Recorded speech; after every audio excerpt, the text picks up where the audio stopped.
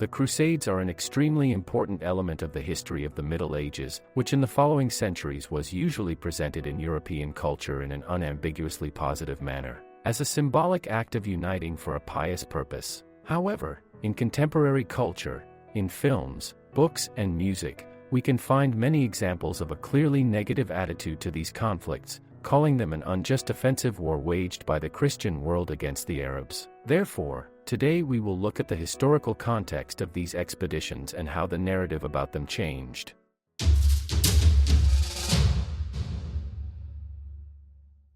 The long history of the described conflicts stretches for 200 years between the 11th and 13th century, including as many as 7 major expeditions to the Holy Land and many smaller conflicts, both in the areas of modern Israel and in the northern parts of Europe. And today it is no secret to anyone that there were numerous crimes of abuse and misuse of human lives for political influence. However, contemporary culture, even through the prism of works such as the film Kingdom of Heaven by Ridley Scott or albums such as The Four Crusade by the British band Bolt Thrower, seems to suggest that the Crusades were mainly a way to expand the power of monarchs or popes, lined with religious fanaticism and arbitrary hostility towards the others. And such sentiments shaped the view of those conflicts in most of the Western public opinion. The sources of such a presentation of events from almost 1,000 years ago can be found in the counterculture trend that emerged in the United States in the 1960s. Then, the American society, tired of the conflict in Vietnam,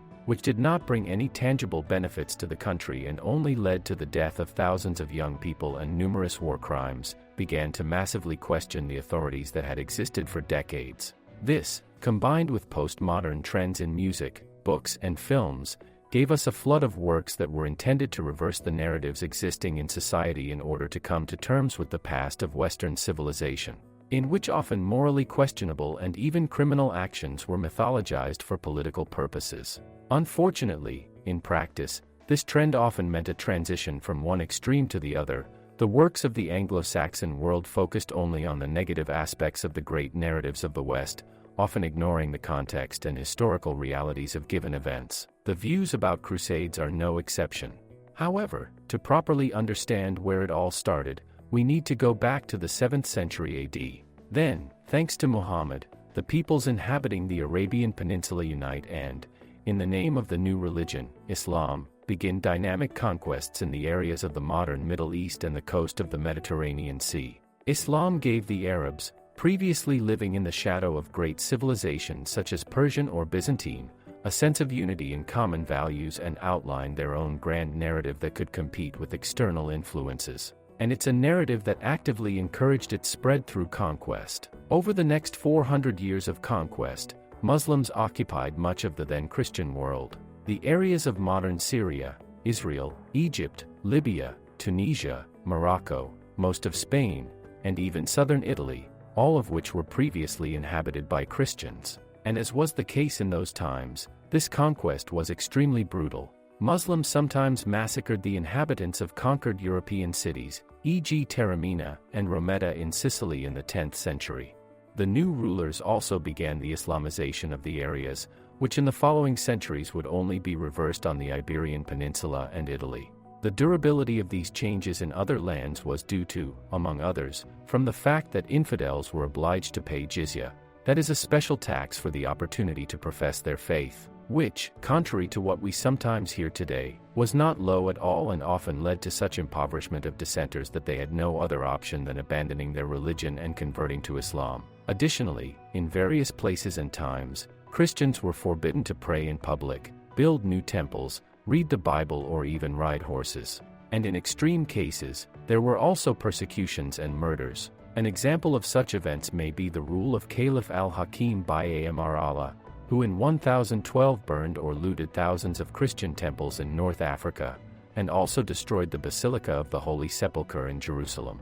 The situation for pilgrims was not much better. Although theoretically there were laws intended to protect dissenters heading to the Holy Land, Muslim rulers repeatedly failed to enforce them and were reluctant to punish attacks on Christians. Pilgrims faced many threats, from having their property stolen to being captured and sold as slaves, and even to cases of stoning or being skinned as punishment for example, celebrating Mass. The mentioned persecution intensified further in the 11th century, when the power of the Seljuk Turks increased. Initially a people of nomadic warriors, the Seljukids, after converting to Islam in 985, quickly consolidated their power, conquering most of the Middle Eastern Muslim peoples. Having gained domination in the Middle East, they wanted to continue the Arab conquests of previous centuries and turned their eyes to Europe, and more specifically to the Byzantine Empire. After the Battle of Manzikert in 1071, in which they defeated the imperial army, they occupied virtually all of Anatolia and began to pose a serious threat to Europe. In addition, they managed to occupy Syria and the areas of modern Israel, which led to another wave of persecution. In the conquered areas, Christians were tortured and murdered, and churches were looted and destroyed. Alarming descriptions of these events, thanks to the activities of Byzantine diplomats, quickly reached the West, including to Pope Urban II, who treated the information about the threat to Constantinople and the persecution of Christians from the Middle East very seriously. He began to travel around Europe and correspond intensively with the rulers and bishops of the continent in order to encourage them to take part in an expedition to oppose the power of Islam, which had been consistently attacking Christian countries for 400 years, and also defend Middle Eastern Christians and holy places. And among others, it was precisely because of its humanitarian aspect that the initiative was warmly welcomed not only by the nobles of Europe at that time, but also by the lower social classes, which received reports about the suffering of Christians under the rule of the Caliphate. Of course, there was also an important element of the political game. The Pope wanted to help the Byzantines, wanting to bring the Catholic and Orthodox churches closer together after the recent schism and to strengthen his influence in the Mediterranean Sea basin. In addition, Pope Urban II announced that everyone taking part in the expedition would be forgiven of all sins, which additionally motivated Christians to get involved in the expedition. These words mobilized many, but it should be emphasized that in his speech the Pope said that the expedition to Jerusalem would be a penance for those who would go on the crusade not for honors or money, but out of a sincere willingness to sacrifice. The topic of the organized crusade was widely discussed, and the religious fervor caused the first expedition to help the Byzantine Empire in defense against the Turks to be organized from at the grassroots level, as the so-called People's Crusade, led by a monk, Peter of Amenes, and composed, apart from the peasants, of all kinds of poor people and lesser nobility. On the one hand, it was proof of the keen involvement of medieval societies in the mission of defending their religion. However, the expedition turned out as a complete failure, causing devastation in the areas it passed through. Due to poor logistic organization, the participants often plundered the areas they passed through to obtain food. Additionally, bandits and criminals, as well as minor rulers with a reputation for brigands, such as Emich of Leizigen, joined it en masse. The German crusaders that gathered around him, on their way east, carried out a number of attacks on Jewish communities, including in Speyer, Worms and Mainz.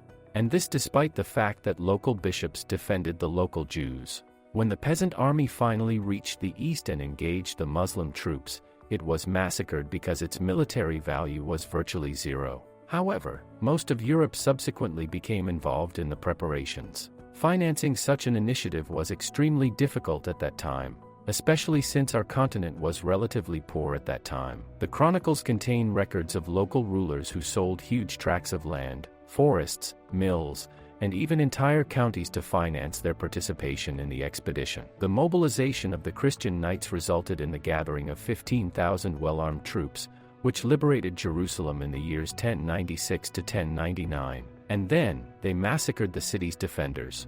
Unfortunately, such brutal acts were not unique in the realities of that time. Similar to the mentioned massacres committed by Muslims in some conquered European cities, there were no standards of international law or codified conventions for the protection of human rights. Therefore, there was no penalty for realizing atavistic instincts or the simple desire for revenge stimulated in the heat of battle. As an interesting fact, we can mention the figure of Saladin, who reconquered Jerusalem for the Muslims in 1187, and who in contemporary culture, for example in the film Kingdom of Heaven, is shown as more humane than the Crusaders, which is true in the sense that after the capture of Jerusalem, Saladin agreed to abandon the pogrom as long as tribute was paid for each surviving resident of the city, respectively, 10 dinars for a man, 5 for a woman and 2 for a child. As a result, only the poor who could not afford the ransom were massacred. Ultimately, during the 200 years of the Crusades, Both successes and failures were achieved, both crimes and political games could be observed. As, for example, during the Fourth Crusade, when, thanks to the clever machinations of the Doge of Venice, it ended with the Crusaders conquering not Jerusalem, but Constantinople, with which Venice was fighting for influence in the Mediterranean Sea basin. At the same time, it is impossible not to notice that the popular cultural image of the Crusades, treating them as an unprovoked attack or attempted conquest, is simply wrong. The motivation to call the Crusades in the form of defense against the advancing attack from Islam and the recapture of the lands it had occupied was fully understandable, even if in practice they turned out to be a festival of brutality with a touch of war crimes, which was unfortunately common in conflicts of that time. And naturally, learning about the past, especially the aspects of it, is very useful, if only to check whether and to what extent there has been progress in this aspect. But when discussing events from 1,000 years ago, taking place in completely different cultural realities, assessing them through the prism of a single interpretation, and one that fits the politically correct message about evil Europe, has more in common with political agitation than with the study of history. Especially in the Anglosphere, where one can hear voices that the Crusades were early examples of European colonialism, which is a complete lack of understanding of history. The same applies to extracting individual, brutal events from complex historical processes and trying to evaluate them through the prism of the contemporary sensitivity of a person living in one of the most comfortable and prosperous points in history. We can go back for a moment to the above-mentioned war in Vietnam. The American public's outrage towards it was not due to the particular brutality of this war, but to the presence of cameras and live media reports. It is worth asking how many quasi-humanitarian reflexes during today's wars result not from a good heart, but from the fact that, thanks to technology, the perpetrators could be held accountable in some form. And realizing how many acts of mass cruelty still take place despite this, it is easier to understand why wars look the way they did in the past. If you found this video interesting, please share it and help reaching more audience with its message. If you don't want to miss any further episodes, subscribe and allow notifications.